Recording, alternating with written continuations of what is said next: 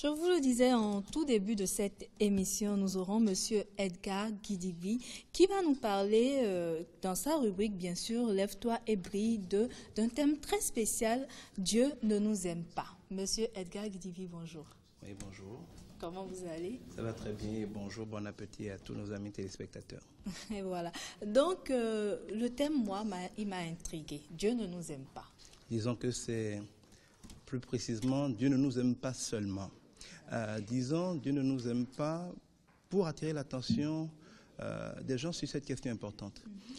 Beaucoup de gens ont du mal à avoir de la foi, c'est-à-dire ils ont du mal à se confier à Dieu, ils ont du mal à s'abandonner à Dieu, ils ont du mal à compter sur Dieu, non pas parce qu'ils ne croient pas en sa puissance. Je crois que même les païens, même ceux qui font les choses les plus affreuses, même ceux qui ne respectent pas Dieu, disent pour tout et rien, Dieu est grand, Dieu va faire. Donc, je crois que tout le monde sait bien que Dieu est puissant.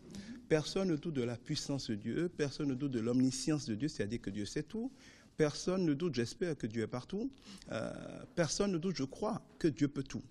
Mais beaucoup de gens se disent, oui, Dieu peut. Il a ouvert la mer Rouge, il a déplacé des montagnes, il a guéri des gens, il a réveillé des morts. Oui, on sait. Mais pourquoi le ferait-il pour moi?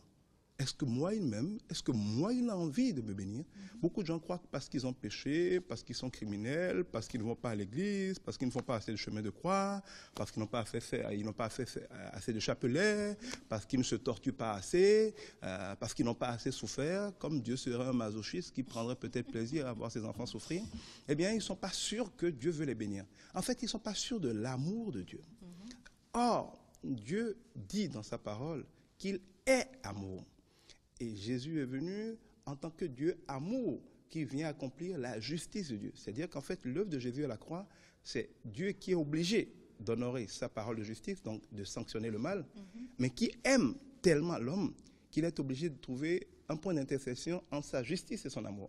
Eh bien, cet amour étant plus grand que sa justice, cet amour va faire qu'il va se donner lui-même pour payer le prix des offenses des hommes, afin que sa justice soit honorée, mais que son amour ait supplanté la justice. Et donc, ça veut dire que pour s'attacher à Dieu, pour s'abandonner à Dieu, il faut d'abord aimer Dieu. Et il faut savoir, pour pouvoir aimer Dieu, que Dieu nous aime. La question est donc, est-ce que Dieu m'aime? Beaucoup de gens se demandent, est-ce que Dieu m'aime? La réponse est que Dieu ne t'aime pas. Un jour, moi, je méditais, je priais et je demandais à Dieu, mais est-ce que tu nous aimes? Avec tout ce qui se passe, ceux qui ont tant de problèmes, c'est parce que tu ne les aimes pas. Et Dieu m'a dit, non, je ne vous aime pas.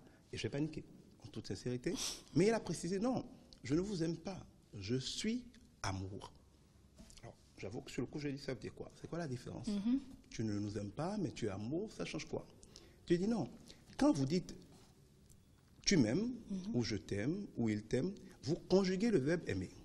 Pour dire je t'aime, il faut pouvoir dire je ne t'aime pas. Pour dire tu m'aimes, il faut pouvoir dire tu ne m'aimes pas. Ça veut dire qu'on peut conjuguer selon les circonstances. Cet amour-là peut être ou ne pas être. Voilà. Or, quand Dieu est amour, il ne peut pas ne pas aimer. Je vous dis, l'eau ne peut pas être là et ne pas mouiller.